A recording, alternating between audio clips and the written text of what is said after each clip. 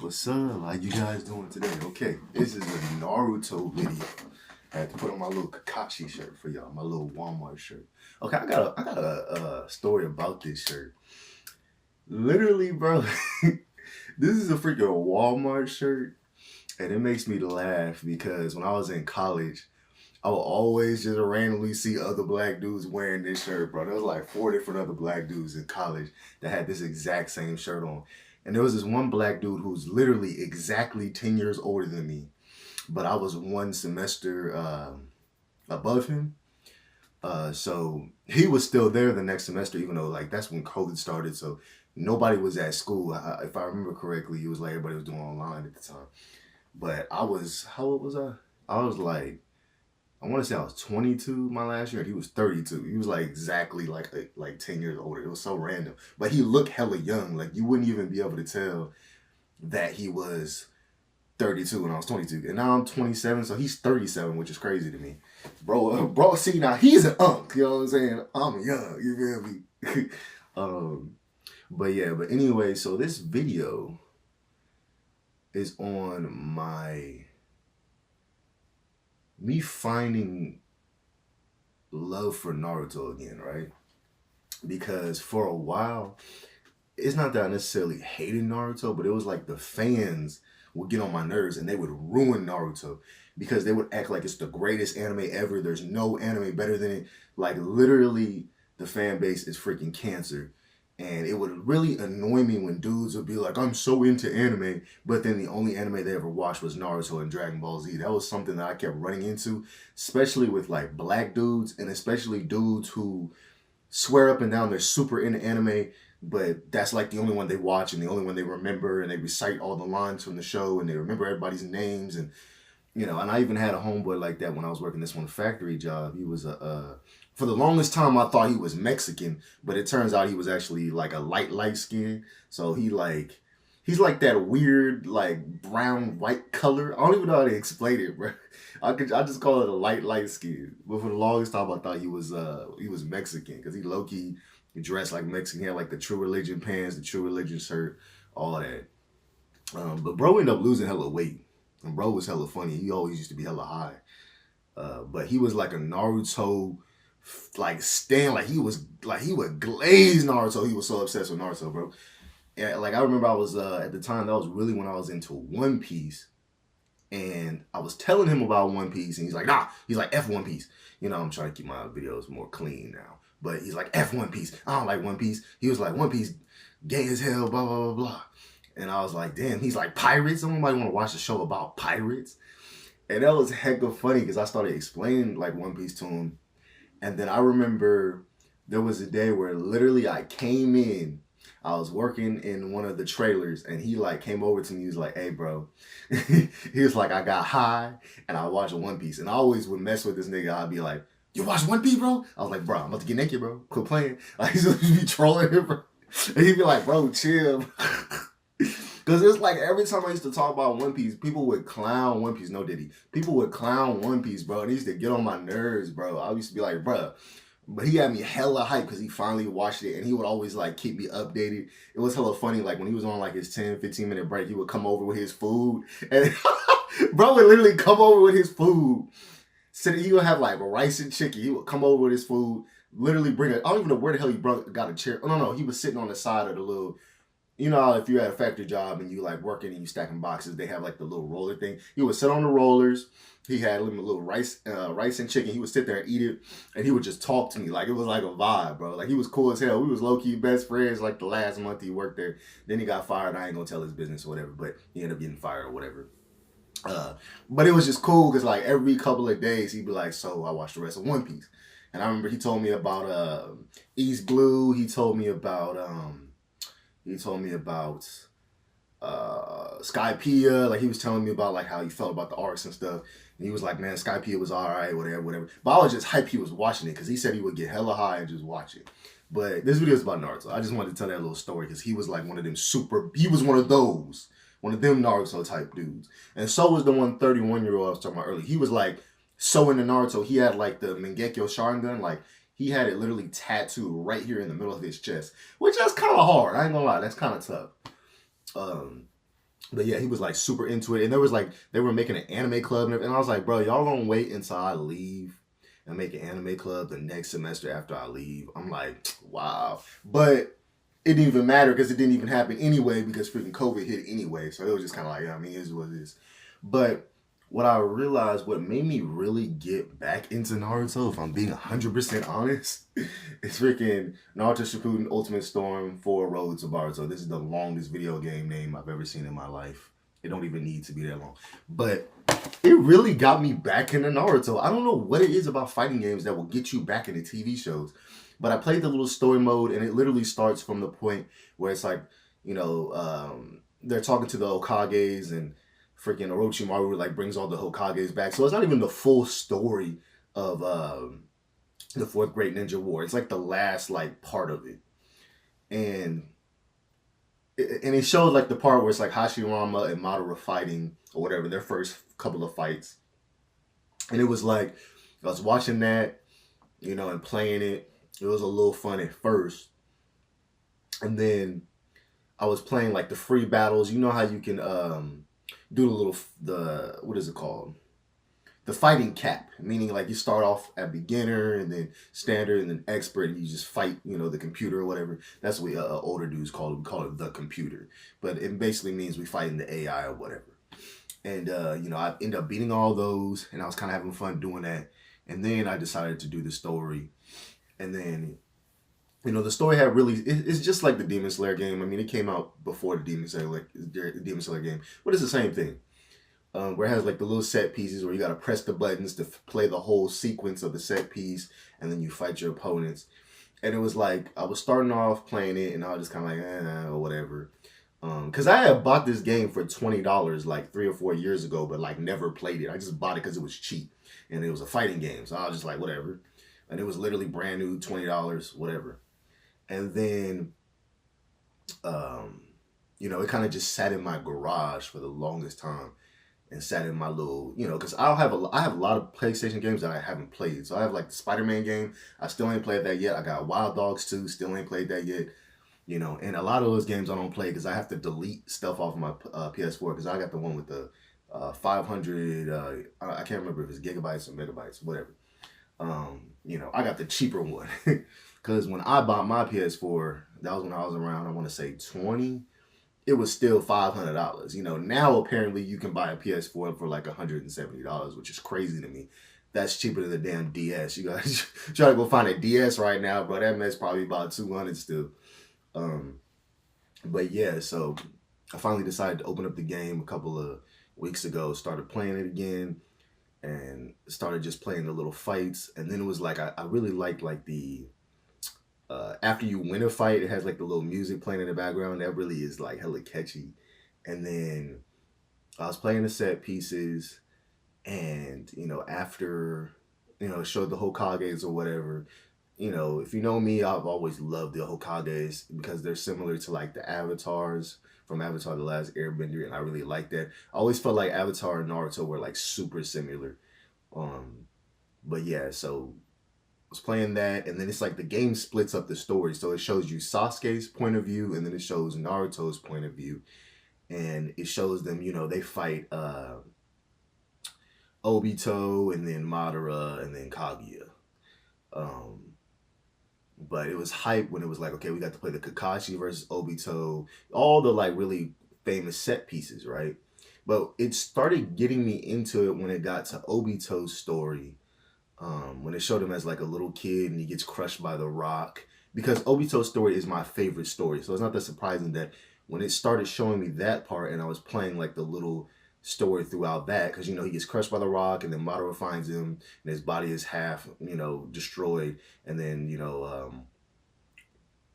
Black Zetsu and the white, I can't remember what the white one is called, but like they mix with his body and he starts training again to get strong again or whatever. And then, I started getting into that, to, Obito's backstory. And then, he sees Kakashi stab Rin in the stomach. And then, there's the, him killing all the ninjas or whatever. And it was just like, that was like really getting me back into Naruto. I was like, this mess is fire. You know what I'm saying? And I just love the story. You know, he's just like, this is, you know, he's like basically like this is hell on earth, and you got like the bloody, uh, you know, the blood from all the people that died, and it's like rain, and you got the red moon, and it's just like a really nice set piece. I don't know what gave Kishimoto that inspiration. Even though Naruto has a bunch of inspiration from so many places that I've noticed, and some of them I might be wrong about, but there is a lot of stuff I've seen where I'm like, this has to be inspiration. Like, there's no way. And I'm gonna talk about that in a minute, but yeah, it was just it slowly progressing and telling the story had me really sitting here thinking to myself, I kind of want to watch Naruto again. Naruto Shippuden, not the original Naruto. Um, but yeah, that was a highlight. You know, everybody knows I love Obito. Because I really like the fact that Obito has so much story. Like, there's so much story about Obito. Obito has had like 8 different masks, and there's like 8 different versions of him. I mean, you got Obito where he has his white mask and he's a kid. You have Kid Obito where he has his goggles. You have the Masked Man where he has like that tiger colors looking mask. You have the Obito mask where he's pretending to be Madara. You have the Toby mask that's like orange, kind of looks like a cookie, and only shows the one eye. You know, you have him without the mask. You have him when he gets the power of the Ten Tails. It's like I just love like all the different versions of him. Like he's like a Pokemon. He just like evolves like over time, and just like Madara too. You have the original Madara, then you have the reanimated Madara, then you have the Sage of the Sixth Path Madara. You know, and then you have Kaguya's whole backstory. She's literally the tree, like she's the Ten Tails, and she's a tree. Then she turns into that like bunny form. It's like there's so much story in like packed all into that. Like even though a lot of people say that the fourth grade Ninja Warrior isn't that good, it's like there's so much story in there. There's the freaking Minato story, the fact that Obito, you know, he's the reason why it's like Naruto's mom and dad pretty much died. It's just like all that extra story in there is like, dang, like, okay, you know, he's one of my personal favorite villains. And a lot of people like Itachi. I actually kind of like Obito's story more than Itachi's story because it feels like there's so much build up to his character. Like his story, you can't be like, oh, Obito's story makes no sense because there's so much story in it. Like everything is explained so smoothly when it comes to him as a character. I just personally think Obito is an extremely well written character compared to like Itachi's story, where it's like I don't know. Me personally, I don't really like the whole, oh, he's an evil villain and kills his whole clan. But then it turns out he did it for a good cause and he was trying to protect Sasuke. I'm gonna keep it real. Those type of stories to me is like, nah, that's lame. Because realistically, it's like, let's say I had an older brother. If my whole older brother killed my whole family, and he's like, oh, I killed our whole family because I was trying to save you so you wouldn't get killed. I'll be like, nigga, I still hate you, and you still in prison. Like, what the hell? Like that's not gonna make me feel good, you know. Like I've had like, and there's always these teenagers who try to tell me, "Oh, it's he's a good guy. He's a good guy." I'm like, I don't really like that twist. It's just not my type of twist. I think it's like the most cliche twist, and you can kind of tell that Kishimoto kind of just threw it in there at the end. Well, not at the end, but you get what I'm saying. Like he just kind of thought of it when he was supposed to be turning in his story, because it's a weekly shonen, so you can kind of tell he just thought of that on the fly. Um, you know, but there's a lot of highlights to this game. I mean, Obito's backstory. I love the set piece at the end where we get the final fight against Naruto and Sasuke, and we see like all the ages they were when they fought. That was so cool, and we actually got to fight as all those different versions of Sasuke and Naruto. That was cool. That was fire. I honestly think they should have had it to where we got all the costumes too, though. Like the costume where it just shows Naruto with his fishnet or whatever with his shirt ripped. That should have been like one of his costumes. I ain't gonna lie. Kid Naruto where he has like the white shirt on should have been one of his costumes. I'm not sure if we have that one or not. I'm like 99% sure this game doesn't have that costume, but it should have. Um, but yeah, that little part was genuinely fire. Um, yeah, but it's like the love came back, and I think it's just because I haven't really been seeing the Naruto fandom in a long time, and I just got to sit down and just play a Naruto game, and I got a lot of joy out of it. And it's even had me like looking back on the lore and stuff, and thinking about the Naruto world. And I always think about like, what if we would have got a little more world building for Naruto? when it comes to like the villages, I always wish we would have got a little bit more in the villages. Now we got a little taste of some stuff in the villages, but if I remember correctly, I was watching a video a couple of days ago and it was talking about how Kishimoto wanted to get more deep into having like all the different teams go into and do little quests in different villages. So like Team 7, Naruto, Sasuke, and Sakura and Kakashi would have went to other places. And I wish they would have. Because like the Zabuza versus Haku arc, that's one of my personal favorites. And I wish they would have did that a little bit more. I would have loved more little missions like that. But they end up doing the tuning exams instead, which, don't get me wrong, the tuning exams are cool, but that would have been cooler just to see them going a little bit more adventures. That would have gave it more of like a One Piece-esque style. But it's not necessarily like bad that they went to the tuning exams and stuff like that.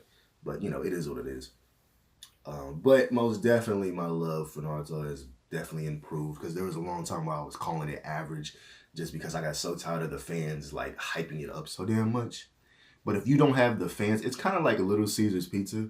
If you don't have the fans in the background ruining it, if you don't have somebody telling you, how trash Little Caesars pizza is, it actually tastes really good. And the Naruto fans, if you don't have somebody sitting there glazing a series so damn hard, and you just ignore them and you just watch the series, you might like it 10 times more. You can't listen to the hype beast, because the hype beast will ruin the series for you.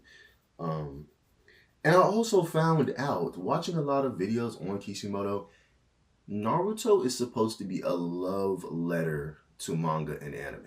Absolutely, 100%. Apparently, Kishimoto is freaking obsessed with manga and anime and loves them. And you can honestly see that he's extremely into Japanese folklore. He's into fairy tales. He's into different religions. And you can tell that he studied a lot of that stuff to create Naruto. And you can tell that he also is a fan of a lot of different series. And there's a lot of different stuff that's inspired by so much different stuff. Now, some of this stuff has been confirmed, but some of it hasn't. But I'm going to say some of the stuff that I think is an inspiration. So for one, Orochimaru is inspired by Orochimaru from the Jiraiya folklore tale, the little Japanese fairy tale. However, Orochimaru is also inspired by Hisoka from Hunter x Hunter.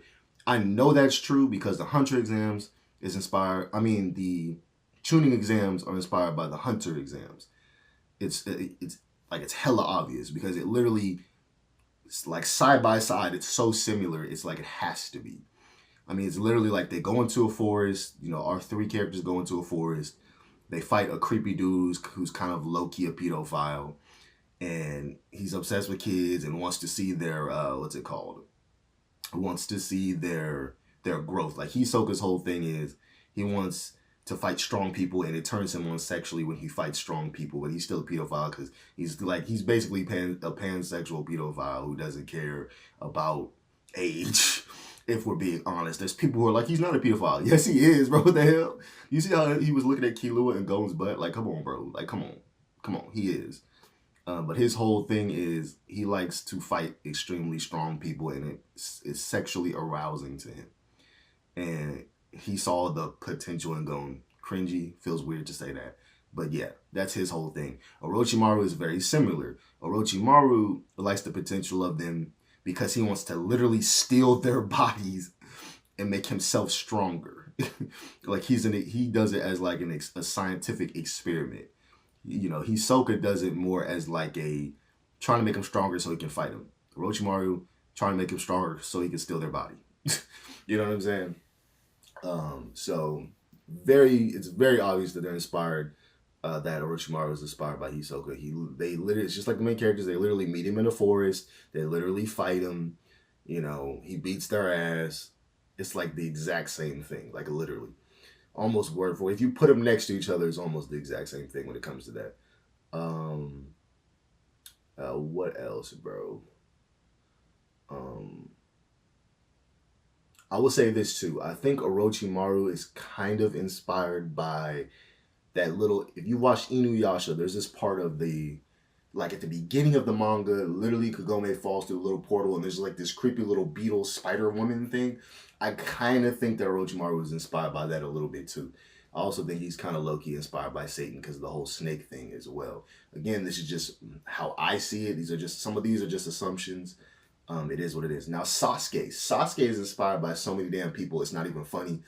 Some of these aren't confirmed, but some of them it's pretty freaking blatantly obvious. Sasuke is inspired by, he's literally a fusion of Hiei, Killua from Hunter x Hunter, Hiei from Yu Yu Hakusho, Kurapika from Hunter x Hunter, and he's also inspired by Sasuke from like this old like 80s manga. And it's literally a character who looks like a girl whose name is Sasuke. And if I remember, his whole clan got killed, and it's a revenge story too. So he's literally a fusion of 4 different characters. So he's definitely a love letter to anime as a whole. And you can tell Kishimoto really freaking loves Yoshiro Togashi. Right. So that's 100. That has to be true. Half of it is I know is confirmed, but the other half I'm not sure. But there's that. I believe Itachi is also inspired by Illumi because their names are way too damn similar, and they're both the older brothers of the edgy side characters of their series. Illumi, Itachi, like the I with their name starts with the I and ends with an I. I'm like, that kind of, come on. They both got the black hair. They both feel pretty emotionless, even though we know that, Uchihas are super emotional, even though they try to act all calm, cool, and collected. They're super emotional people. But Illumi's like literally like an emotionless psychopath, pretty much. Because he used to get beat or whatever. He's an assassin. The parents beat them to make them strong and make them cold-blooded. I mean, that's pretty confirmed because we actually see that happening to Killua. Literally gets beat by his, the fat brother. I always forget the fat brother's name. He has a really simple name too. Element. God damn it. I can't remember, bro. Which is crazy because I remember Kaluto, Aluka, Illumi, but I always forget his name. Nitsuki? I think that's his name. But yeah. So there's that. Of course, Tsunade and Jiraiya, they come from literally the Jiraiya folktale, and they have the exact same powers as from the folktale, which I actually think is pretty cool. I like how he took that from a folktale into, a old folktale, took from a fairy tale, and used that. I mean, that's pretty cool. That's just some of the stuff on the surface that I've noticed. Of course, I'm making a video, so of course my brain is going blank now. I'll know everything if I'm not on video, of course. But yeah, the Chunin exams being pretty similar to the Hunter exams. Orochimaru being very similar to Hisoka. But like I said, he's literally inspired from Orochimaru from a folktale about Jiraiya. But he's also inspired by Hisoka more in a personality. And his lust for power. Think about what else, bro. Another thing I always forget. Okay, so there's this thing where Naruto is very relatable. The show wants you to see that Naruto himself is very relatable to other people. Like, people can relate to Naruto. That's another thing I've noticed, like, off top, is that every character has some way of how they are similar to Naruto, or they know somebody who's similar to Naruto. Okay, my phone is getting full. I'm gonna hit y'all with another one. I'm gonna do like 3 videos of this.